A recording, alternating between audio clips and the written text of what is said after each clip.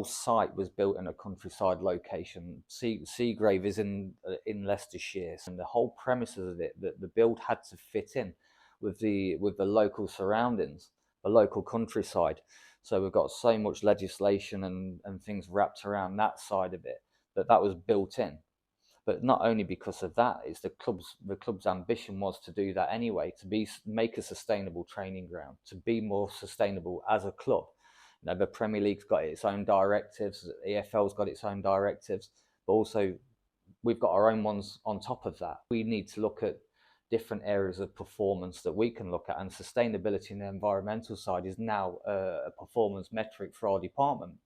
How can we be more sustainable? How can we be better on the environment than we ever have been?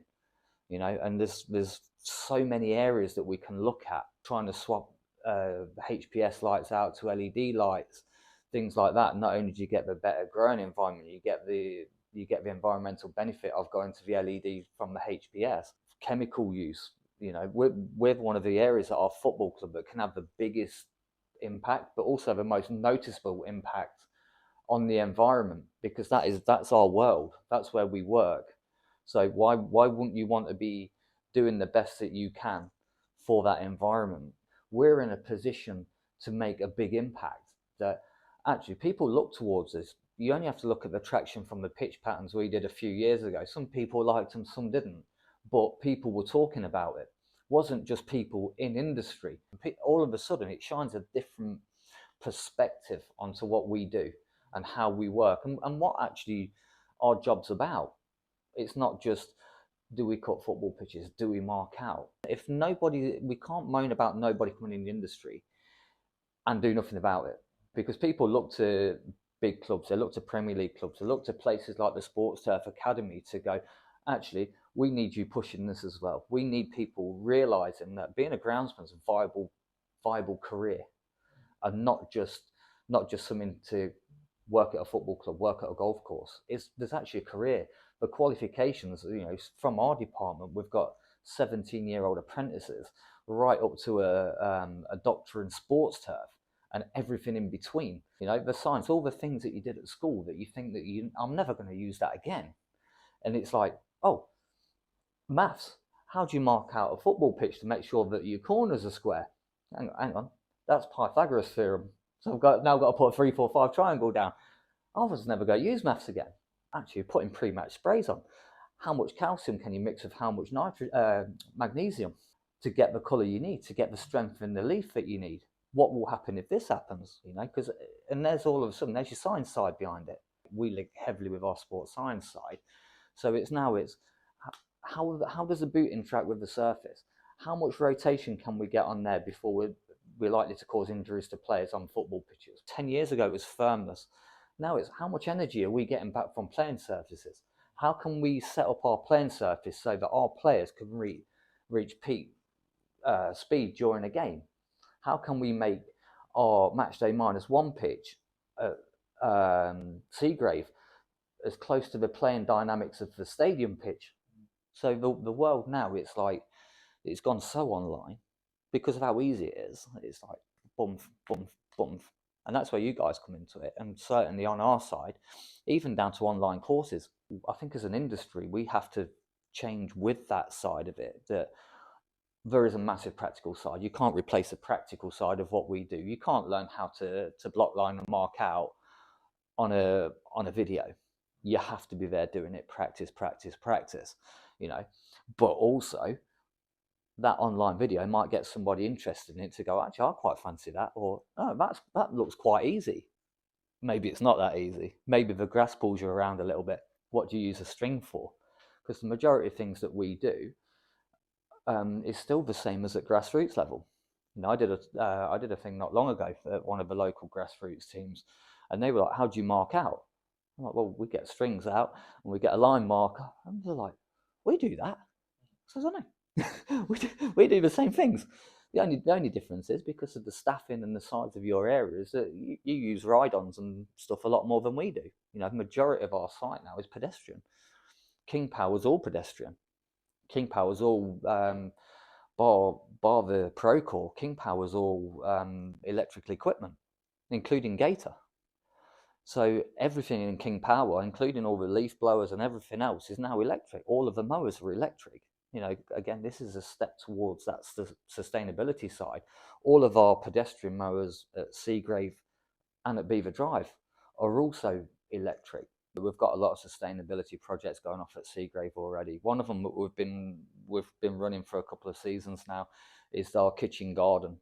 So last year we produced over 400 kilos of vegetables for the first team. All the players walk past it when they go into the building. It's right there, front and center, next to reception. And you know, to be able to grow our own produce, and Kuda is our landscapes manager. He's all into the organic side of growing things as well. So he's brought in techniques that he's used before. So he's got his different planting systems. So he's got 3 plants growing in the same area, so they can all feed each other, and in effect put reductions in fertilizer and stuff on top of that. But then you've created something there, and then the players are eating it a couple of days later. You know, we're looking at expanding that project out to different areas of the training ground now as well, so that in the future we'll be able to bring in local school children to be able to come in and see that side of what we do. So you imagine that you're like an 8, 9 and 10-year-old. You've come in here as part of your schoolwork. You've planted some carrots, you've planted potatoes or whatever. Then in a couple of months' time, that's being eaten by Leicester City's first team. So you imagine at that sort of age, they're the sort of links that we've got to be doing now to show people there's another side of it, you know, and that's just on the landscape side. So here we've got beehives. So one of our landscape team, he's been on a beekeeping course. So in effect now we're starting to make our own honey, which also then that gets collected, given to the performance chefs. So the performance chefs make flapjacks for the first team from it. And you know what a fantastic thing that is, because then we also get the benefits of that's local pollen that's used to create that honey. It's not shipped in from here, there, and everywhere. It's local pollen because it's local bees. Then you take the pitch renovation in King Power. So a big part of that was, firstly, it was the 10 years down the line. How far could we get 10 years down the line with being sustainable with what we had at the time? Got a water system in there that can collect all of the water. So we basically run a recycle system that goes through a UV filter, then back out onto the pitch. So we've got attenuation tanks under the tracking. We've got our main irrigation tank in the stand, and they just collect all the water from the pitch, and then it gets reused. So literally we're on a permanent cycle now of irrigation comes on, rainfall collected, waits for the next irrigation, cleaned, come back out again. And not only the water, it's everything else that goes onto the pitch gets collected and stored now and reused. You know, so that's a massive step for us to where we were at. But just outside the build on that, the initial thing was, what do we do with this pitch? What do we do with the track? What do we do with all of this infrastructure that we're replacing? So, you know, landfill's not an option. It's how can we be sustainable on that side of it? So all of the root zone from King Power was screened. We used some of it to make some of the plots behind us for the STA. So they've now got trial plots that are made out of King Power Stadium root zone. But then a lot of grassroots, we sent the offer around to all the grassroots teams in the local area to just come. If you want whatever root zone that we've got, come take it. Redo your goal mouse with it, top dress your line overruns, do whatever you want with it. So it's a lot of giving back, because big picture, the next group of Leicester players in 10 years' time could well be playing on those pitches now. All of the AstroTurf around the outside of the pitch, we had no infill in that anyway.